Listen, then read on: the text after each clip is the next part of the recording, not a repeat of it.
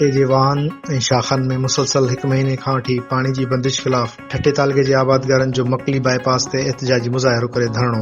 ठटो कराची क़ौमी शाहराह ब्लॉक करे छॾी। आबादगार अॻवाननि रहीम बख्श बरोही, शाहनवाज़ बरोही, अमजद शाह, ताहिर दर्स, सत्तार जोखियो, ग़ुलाम कादिर पलीजो ऐं ॿियनि जी अॻवानी में आबादगारनि मकली बाईपास वटि मेन क़ौमी शाहराह ते धरणो हणी वेही रहिया आहिनि। मौक़े ते पाणी जी खोट ख़िलाफ़ सख़्त नारेबाज़ी कई वई। इन्हनि चयो त हथ वठी पाणी जी खोट पैदा करे ठठे जे वाहन ऐं शाखनि खे बंदि कयो वियो आहे, जंहिं सबबि तयार फसल तबाह थी रहियो आहे। मुतासिर आबादगारनि चयो त आबपाशी खाते जी बद इंतज़ामी सबबि समूरनि वाहन शाखनि में हिक ई वक़्तु पाणी बंदि करे आबादगारनि जो ज़रई इस्तेहसाल कयो पियो वञे। फौरी तौर ते नोटिस वठी समूरनि वाहन शाखनि में पाणी जी फराहमी बहाल कई वञे। असां हिकु भेरो ॿीहर ॿुधाईंदलूं। ठटे जे वाहन ऐं शाखनि में मुसलसल 1 महीने खां वठी पाणी जी बंदिश ख़िलाफ़ ठटे तालके जे आबादगारनि जो मकली बाईपास ते एहतिजाजी मुज़ाहिरो करे धरणो हयो वियो आहे।